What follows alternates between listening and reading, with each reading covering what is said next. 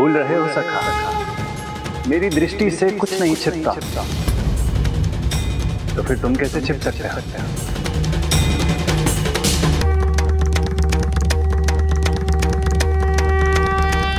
मुझे पता था सखा, मेरे पीछे पीछे तुम यहाँ आए। और मुझे भी पता है कि आप चाहते थे कि मैं आपके पीछे आऊं और एक और महत्वपूर्ण सीख प्राप्त करूं। सखा, मेरी भक्त कर्मा बाई प्रत्येक दिन मेरे लिए खिचड़ी तैयार करती है। जीवन के सभी प्रपंचों से दूर रहकर, किसी भी चिंता से परे, भक्ति भाव से भरकर उसके घर पर जो भी होता है वो प्रेम से मेरे लिए भोजन बना देती है। और फिर वो मुझे श्रद्धा और भक्ति से पुकारती है तो मुझे आना ही होता है, क्योंकि तुम्हें तो पता है भक्त की पुकार सुनकर तो मैं कहीं भी दौड़ा चला जाता। इसलिए मैं प्रत्येक दिन यहाँ आता हूँ।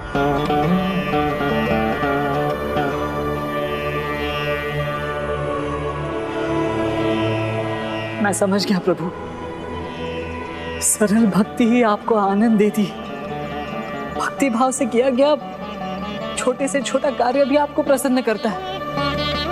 किंतु कल मैं यही बात भूल गया, आपकी भक्ति में विफल हो गया। तुम विफल नहीं हुए सखा, तुम्हारे उत्साह से मैं अति आनंदित हुआ था।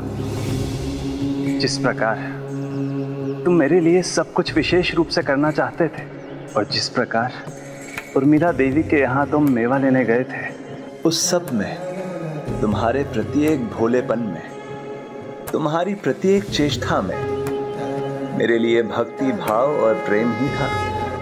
ऐसा सच्चा प्रेम, उसे मैं कैसे अनदेखा कर सकता था? किंतु उस तैयारी से भी कहीं अधिक,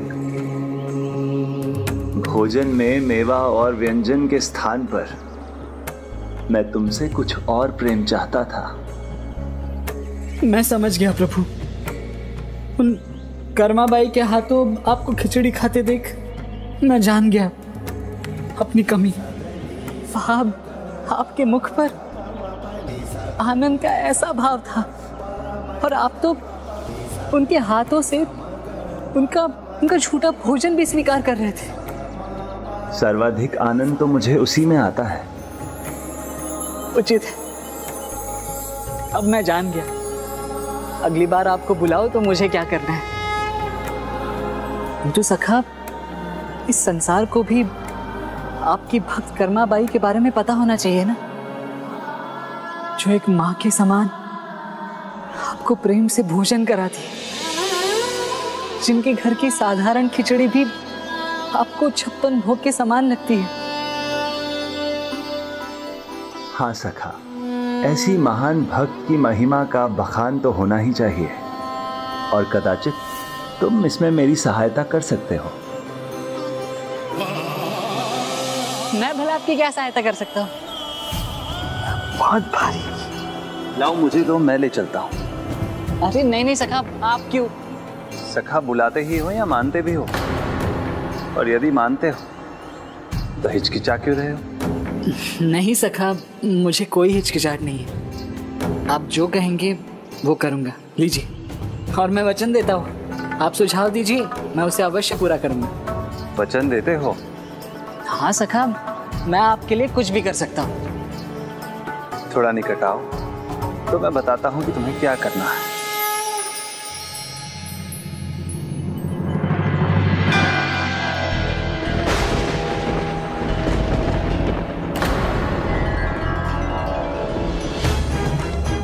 नहीं सखा, ये मुझसे नहीं होगा। किंतु अभी तो तुमने वचन दिया था कि कुछ भी करोगे। कान्हा ने माधवदास को ऐसा क्या करने के लिए कह दिया? कर्माबाई जैसी सरल भक्त के मन में उनकी भक्ति को लेकर शंका डालने को कहा था। प्रभु की लीला से संसार का भला ही होता है, इसलिए कर्माबाई की शंका से भी संसार को अटल भक्ति का एक और उदाहरण मिलने वाला था।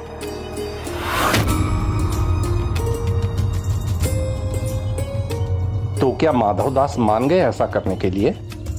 सखा और प्रभु का आदेश माधवदास कैसे टाल सकता था? उसके पास और कोई उपाय ही ना था और उसे ये अगले ही दिन करना था। बिना विचारे जो करे वो पाछे पछताए। माधवदास, अब पछताने के सिवाय और कोई विकल्प नहीं है तुम्हारे पास। अब वचन दिया है तो उसे निभाना तो पड़ेगा, किंतु ये वचन निभाना बहुत कठिन। प्रभु की इन भोली, सरल, सच्ची भक्त के साथ ऐसा करना उचित नहीं लग रहा।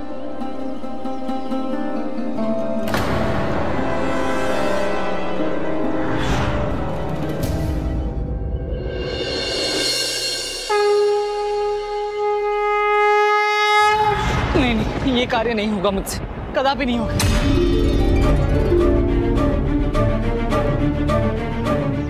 आप मुझे कितना भी समझा ले प्रभु, किंतु ये कार्य नहीं होगा मुझसे। उचित है सखा। मेरे सखा बनने के बाद पहला वचन भंग करना चाहते हो तो तुम्हारी इच्छा। किंतु मुझे कहा ज्ञात था इतना कठिन कार्य देंगे आप मुझे। वचन भंग करने का पाप सह लूंगा मैं, किंतु ये कार्य नहीं करूंगा। एक भक्त होकर दूसरे भक्त का भला नहीं चाहते, नहीं चाहते कि कर्माबाई की सरल भक्ति संसार के सामने उजागर हो। जो कार्य करने में कठिन लगे किंतु जिसका परिणाम जगत कल्याण से जुड़ा हो, उसे करने में संकोच नहीं करना चाहिए, क्योंकि ऐसा कार्य धर्म कार्य ही होता है।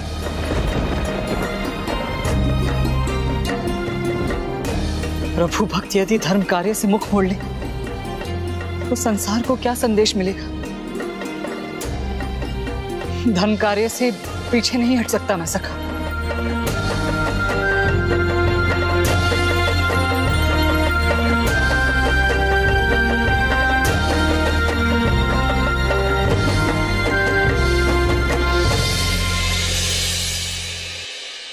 कल की ये खिचड़ी मेरे लिए तो पर्याप्त होगी। बस प्रभु जगन्नाथ जी के लिए थोड़ी बना देती हूँ।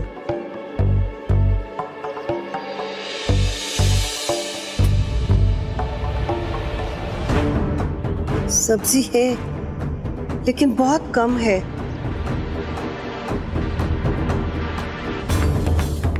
अन्न भी अधिक नहीं,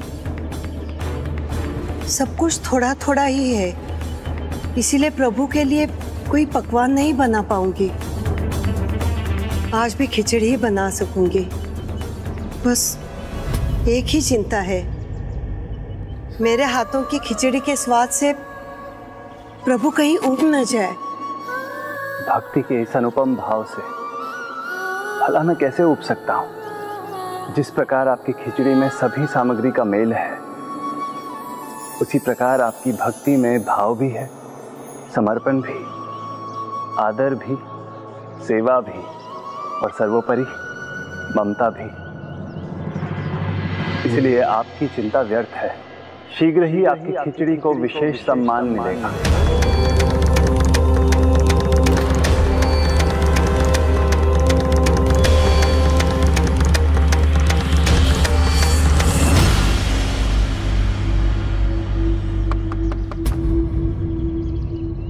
प्रभु ही होंगे, आज समय से पहले आ गए। प्रभु जी आ जाइए, द्वार खुला ही है।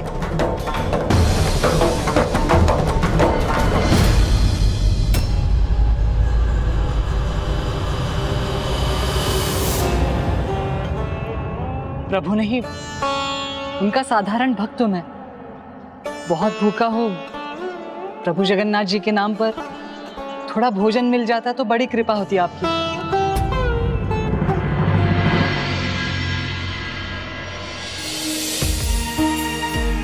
प्रभु के भक्त भी प्रभु के समान होते हैं।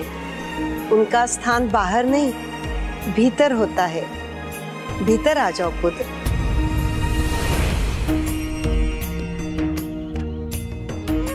संकोच मत करो पुत्र, भीतर आ जाओ।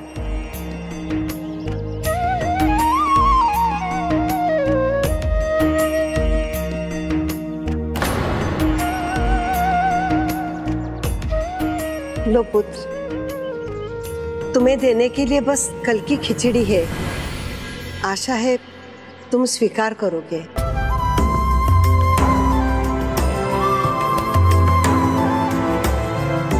मुझे पता है पकवान नहीं है, बस साधारण सी खिचड़ी है। विवशता या निर्धनता का भोजन समझो। नहीं माता, साधारण नहीं, मेरे लिए तो ये प्रभु के प्रसाद के समान है। मैं इसे बड़े आनंद से ग्रहण करूंगा। लो।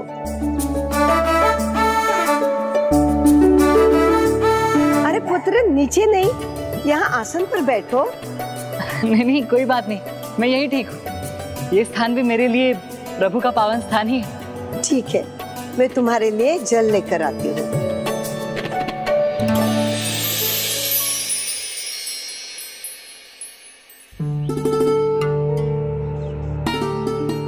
रुको, मैं घी लेकर आती हूँ। नहीं माता, उसकी कोई आवश्यकता नहीं है। माता कहा है ना, तो माता की बात भी माननी पड़ेगी। ध्यान से देखो स्वयं को, ऐसा लगता है माँ के हाथों का खाए हुए बरसों हो गए हैं।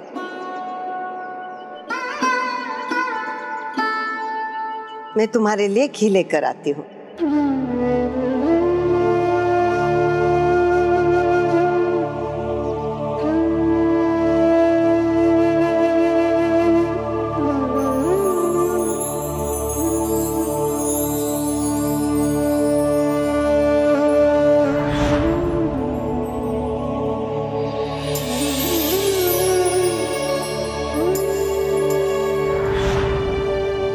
ये मुझे माँ का स्नेह दे रही है और प्रभु चाहते हैं मैं इनके मन में शंका डाल दूं, वो भी उसकी चर्चा से जो स्वयं प्रभु भी इनसे क्या किसी भी भक्त से नहीं करवाना चाहते। मुझे पता है तुम क्या सोच रहे हो। मुझे देखकर तुम्हें अपनी माँ स्मरण आई ना।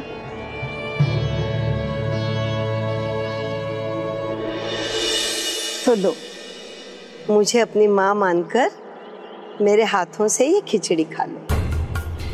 देखो तो तुम्हें अच्छी लगती है क्या?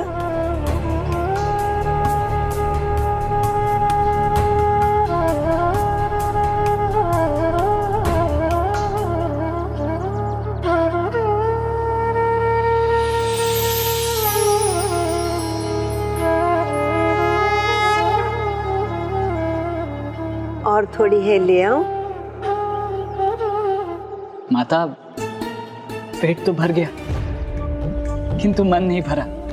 हर माँ यही चाहेगी ना कि उसके पुत्र का मन भोजन से कभी ना भरे और भोजन के बहाने वो अपनी ममता उस पर लुटाती रहे। इसीलिए जब भी मन करे यहाँ आ जाना।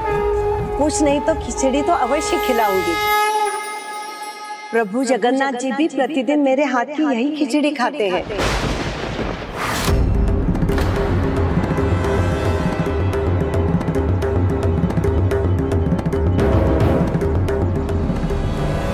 तुम्हें भी लगा होगा ये वृद्धा माता कैसी बात कर रही है। भला प्रभु जगन्नाथ जी ऐसी साधारण खिचड़ी खाने यहाँ क्यों आएंगे, है ना? माता, वो संभव है तुम उचित सोच रहे हो, मात्र ये मेरी कल्पना है। मेरा अपना तो कोई है नहीं, इसीलिए प्रभु जगन्नाथ जी को अपनी संतान मानकर उन्हें भोजन परोस देती हूँ। और मुझे लगता है कि वो खा लेते हैं और मेरा मन भर जाता है। फिर भले ही मात्र ये मेरा भ्रम ही क्यों न हो। नहीं माता, मुझे विश्वास है ये भ्रम नहीं। प्रभु जगन्नाथ जी कभी अपने भक्तों को भ्रम में नहीं डालते, वो उन्हें अपने प्रेम से सींचते हैं। वो अवश्य आपके पास आते होंगे आपके हाथों से ये गर्मा गर्म खिचड़ी खाने। मुझ पर विश्वास करने का धन्यवाद पुत्र, लेकिन किसी से कहना मत, नहीं तो लोग मुझे सनकी कहेंगे और इस वृद्धा माँ का उपहास करेंगे।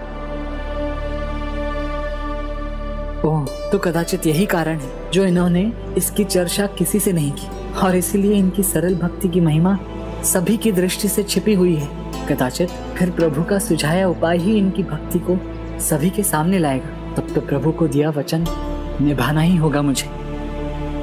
किसी से नहीं कहोगे ना पुत्र? माता, आप तो प्रभु भक्त हैं, तो आप जानती होंगी कि प्रभु की इच्छा से कुछ भी संभव है। जो उनकी इच्छा होती है वही होता है। तो इसलिए आप निश्चिंत रहिए, मैं किसी से कुछ भी नहीं कहूंगा। पुत्र, प्रत्येक स्त्री में माता अन्नपूर्णा का वास होता है, और जिस प्रकार माता अन्नपूर्णा सभी को अन्न खिलाकर जैसे तृप्त हो जाती है और कभी उसका श्रेय नहीं लेती, मुझे भी किसी श्रेय की चाह नहीं। मैं भी जीवन भर अपने हाथों से पकाकर प्रभु को खिलाना चाहती हूँ। बस प्रभु को मेरी खिचड़ी खाते खाते बेस्वाद ना लगने लगे। अब मुझे संकोच नहीं करना चाहिए। हृदय कठोर कर प्रभु ने जो आदेश दिया है वो करना चाहिए, अन्यथा माता की भक्ति सभी से छिपी रह जाएगी।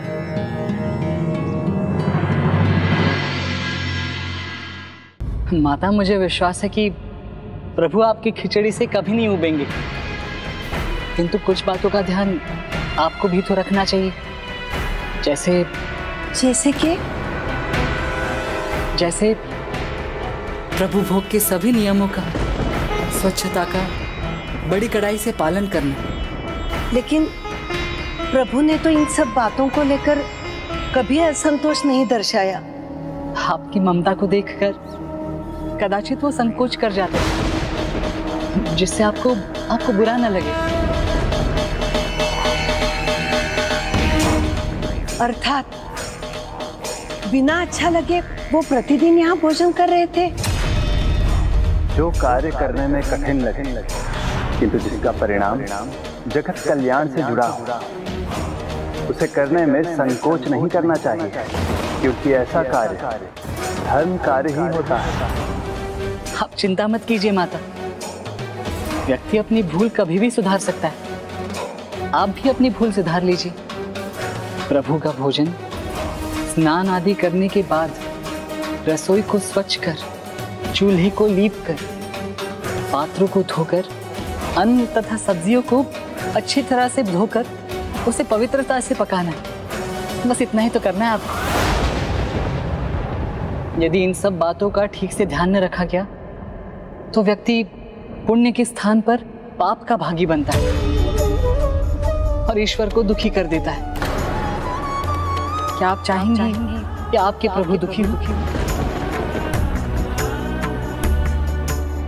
सखा, आपकी लीला का भेद जानना तो मेरे लिए असंभव है, किंतु हाँ, इतना अवश्य कह सकता हूँ, आपकी ये सरल हृदय भक्त के लिए ये सब करना सरल नहीं होगा। ये सब आवश्यक है पुत्र, तब तो प्रभु के आने से पहले मुझे बहुत कुछ कार्य करना है। अब उनके आने में अधिक समय कहाँ रहा है। क्या करूं? कहाँ से आरंभ करूं?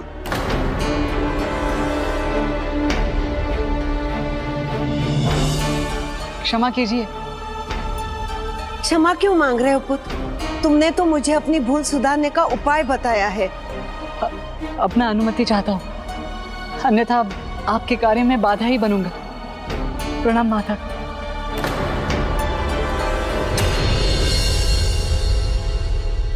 इतना कार्य है, ये सब कार्य प्रभु जगन्नाथ जी आने से पहले कैसे होगा?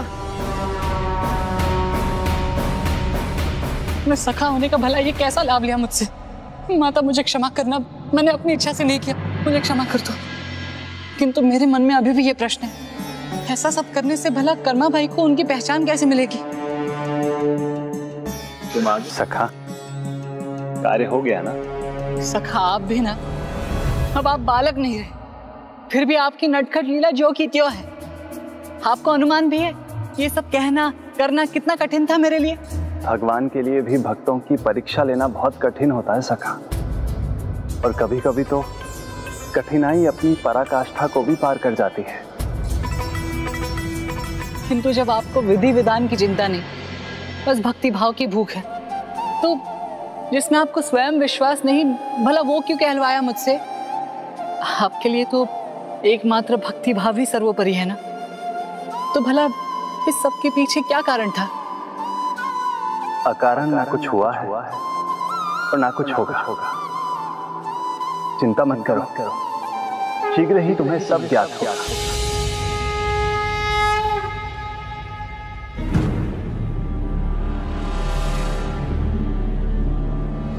स्नान तो हो गया, अब रसोई और पात्र को धोना चाहिए, अब घर भी साफ करना है।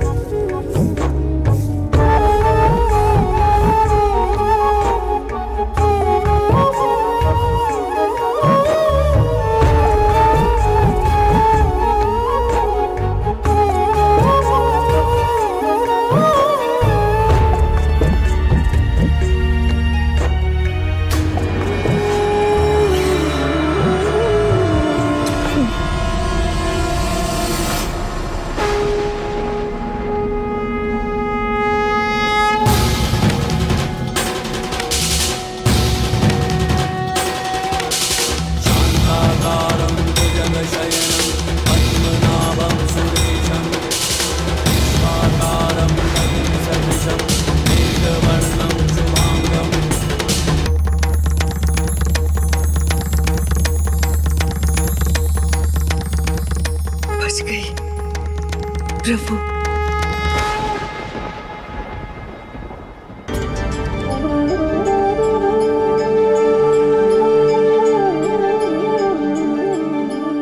मुझे गिरने से बचाने के लिए आपका अनेकों धन्यवाद प्रभु जगन्नाथ जी। परीक्षा भी ले रहे और साथ भी दे रहे। ये आपकी कैसी लीला है सखा?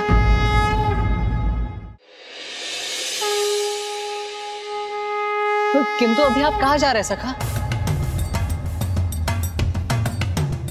खिचड़ी खाने।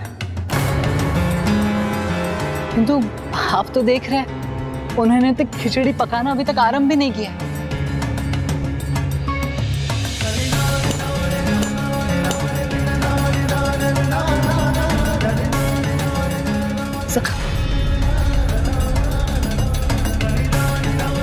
सखा के मन और उनकी लीला की था नहीं मिलती। प्रभु की लीला तो प्रभु ही जाने।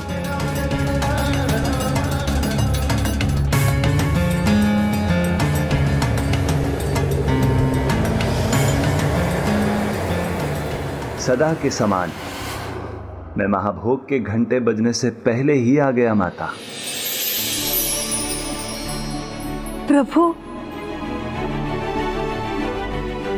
प्रणाम प्रभु, आप आ गए, आपका स्वागत है।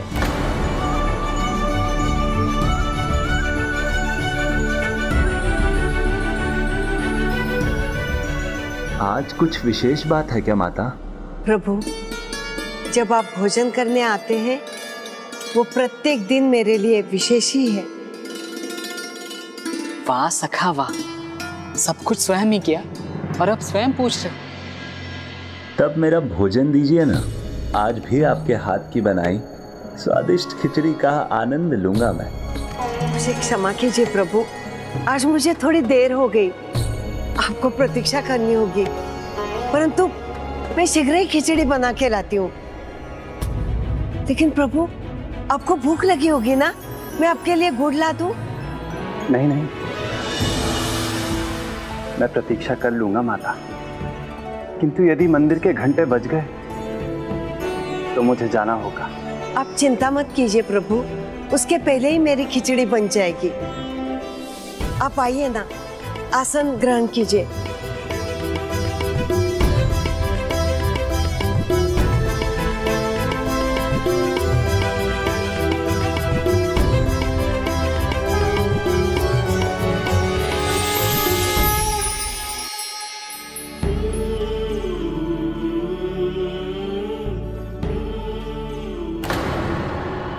जैसे प्रभु के भक्त को कल खिचड़ी प्रस्तुत की थी, वैसे ही प्रभु को भी परोस देती हूँ, तो उन्हें प्रतीक्षा नहीं करनी होगी।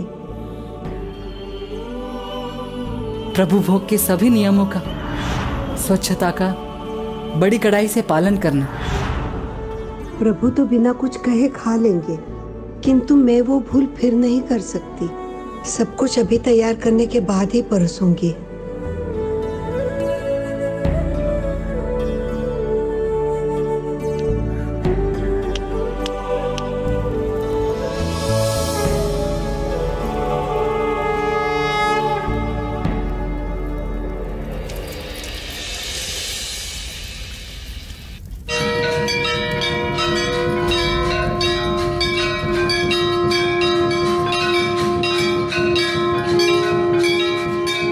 ये तो महाभोग के लिए मंदिर का घंटा है।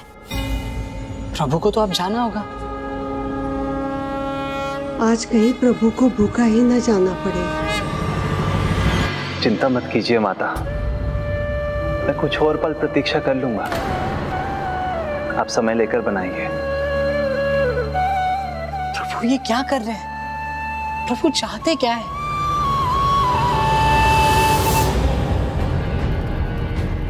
अन्न तथा सब्जियों को अच्छी तरह से धोकर उसे पवित्रता से पकाना है। बस इतना ही तो करना है आपको।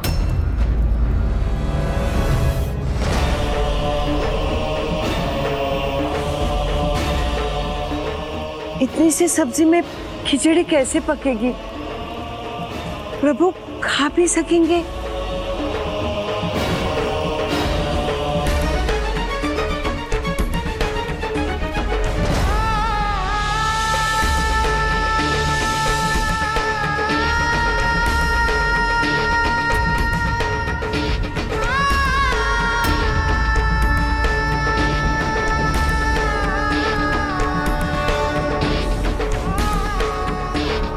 दया निधान है प्रभु। यहाँ इस बची कुची सामग्री से बनी खिचड़ी के लिए इतने धैर्य से रुककर मेरी प्रतीक्षा कर रहे हैं, जब वहाँ मंदिर में उन्हें स्वादिष्ट पकवान प्रस्तुत किए जा रहे होंगे।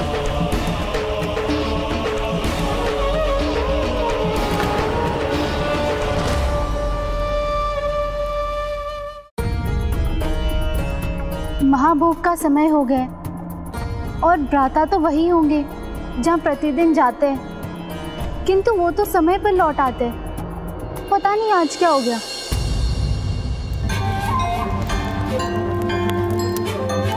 शीघ्रता के प्रयास में और ही देरी हो रही है। मुझे नहीं लगता प्रभु जी मेरे खिचड़ी की प्रतीक्षा कर रहे होंगे। वो यहाँ से भूखे पेट चले गए तो मैं स्वयं को कभी क्षमा नहीं कर पाऊंगी। सखा, आपने अपनी इस भक्त कर्मा बाई को कैसी दुविधा में डाल दिया है। लगता है खिचड़ी तैयार हो गई।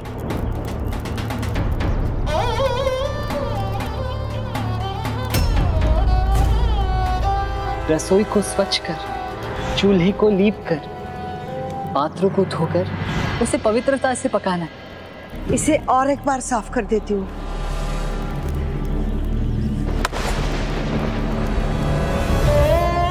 ये तो टूट गया, दूसरा लेती हूँ।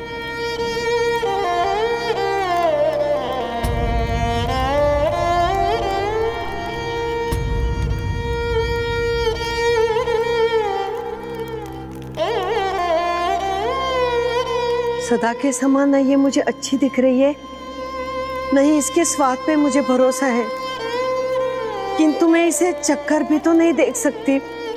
मेरे द्वारा प्रभु को ऐसी अधपकी और बेस्वाद खिचड़ी देने से तो उत्तम यही होगा कि आज वो ये खिचड़ी बिना खाए ही चले गए हो। एक सरल भक्त की भक्ति की ऐसी परीक्षा ले रहे हैं प्रभु।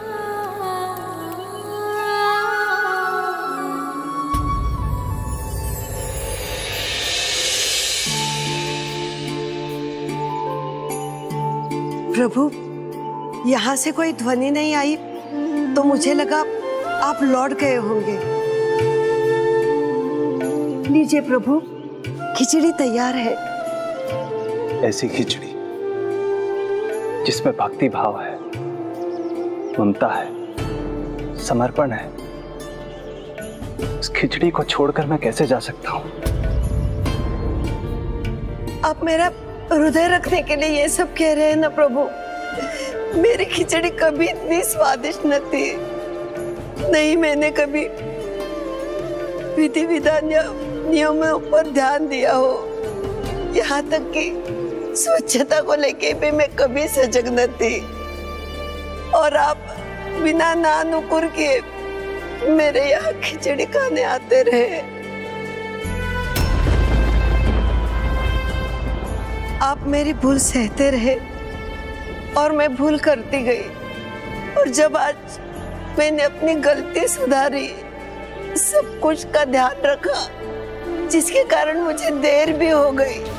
तब ये खिचड़ी भी स्वादिष्ट नहीं रही। आपकी बनाई खिचड़ी स्वादिष्ट ना हो, ये भला कैसे हो सकता है? और यदि आपके मन में शंका है तो सदा के समान आप स्वयं ही चक्कर देख लीजिए। नहीं प्रभु, आज तक जो भूल करती आई हूँ ये फिर कैसे कर दूं?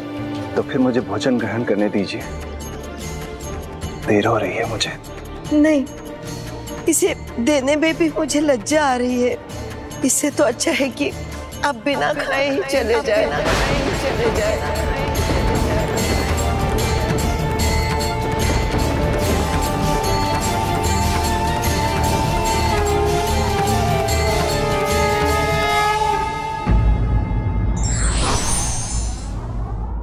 जब तक सच्चाई का पता नहीं चलता तब तक किसी निष्कर्ष पर नहीं पहुंचना चाहिए। For more updates, subscribe to our channel, click the show links and enjoy watching the videos.